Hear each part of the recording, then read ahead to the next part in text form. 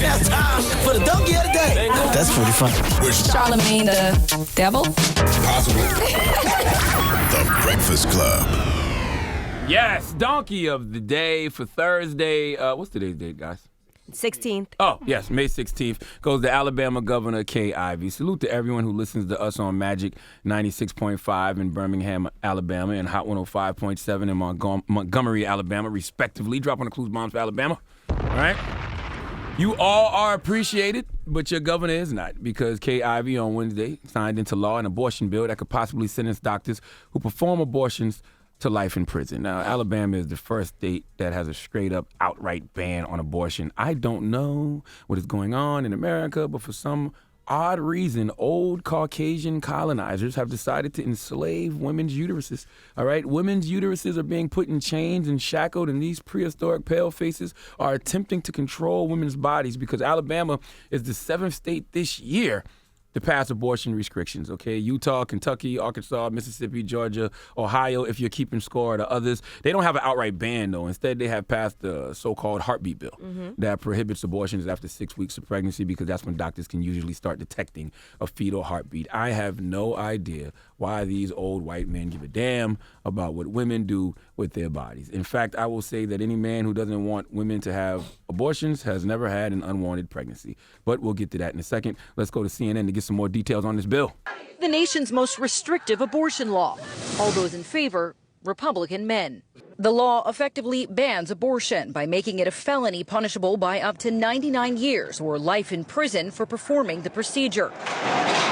The law does include very limited exceptions, such as serious health risks to the mother. Democrats attempted to add an amendment to exempt victims of rape and incest, but that failed. This fight now potentially setting up a Supreme Court showdown. Our choice. Alabama is one of 16 states to introduce or pass restrictive abortion legislation, sometimes called heartbeat bills, this year. Even though it was signed into law today, Wolf, it does not technically go into effect until 6 months from today. But the ACLU and Planned Parenthood have already told us here at CNN that they plan to challenge this in court.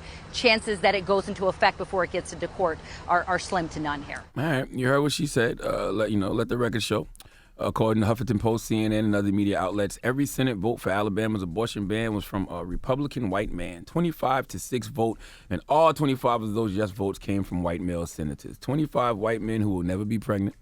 25 white men who will never be raped and impregnated. 25 white men who will never be raped by a family member and impregnated. I have no idea, once again, why any man would care so much about what a woman is doing with their body. I am a man who has had women abort potential babies of ours, and not once did I get consulted on any of those decisions, and not once did I feel like I needed to be consulted, okay? Yes, it takes two people to make a baby, but if you're not married to a woman or that woman isn't your significant other, potential wife, you really don't have any say in the matter, okay? So I'm just confused to why these old white men act like they care so much about the lives of these unborn fetuses when they don't get that same energy to the black lives being gunned down at the hands of the police, okay? Rest in peace to Pamela Turner, all right? 44-year-old woman killed Monday at the hands of the police in Texas, shot 5 times. Schizophrenic woman who yelled at the officer and told him she was pregnant. I don't think that she was, but that is what she said. But if you care about life so much, how about, create some type of bill that prohibits the killing of people like that prohibits the killing of unarmed people at the hands of the police, okay? If a person isn't armed, there's no need for a cop to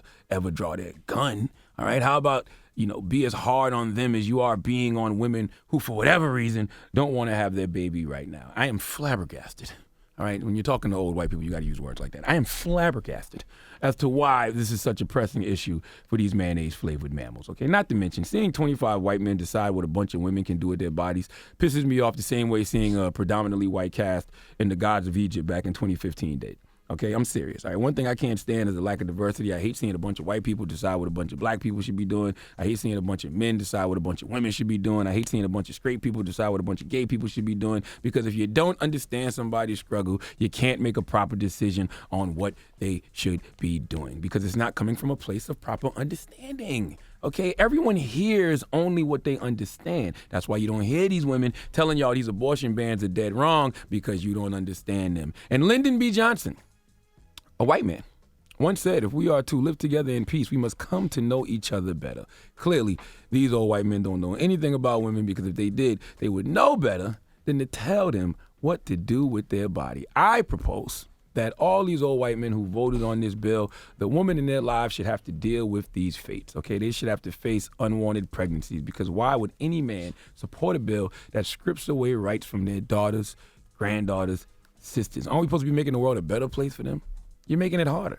Okay, why would you vote against the interests of women in your life that you love? So I think they should have to deal with unwanted pregnancies, and then you have to look the women in your life in the eyes and tell them, nope, you have to carry it. We all know everything changes when it's happening to somebody you love. Nobody cares about issues until they directly affect them. Okay, so I think that is what should happen in this situation. Other than that, I don't have any solutions for this problem, because common sense says to me, don't tell women what to do with their bodies. It's not our business. But as we have learned in America in 2019, common sense ain't so common.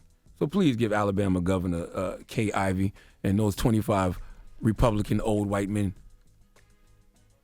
you know what? Let Kathy Griffin handle my white work.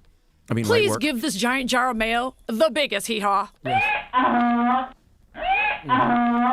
That don't make sense to me either. Yeah. Charlamagne the God here, and today's Donkey of the Day is brought to you by the law office of Michael S. Lamonsoff. Don't be a donkey and call my friend Michael if you've been hurt in a construction accident. 212-962-1020. That's 212-962-1020. Don't be a donkey.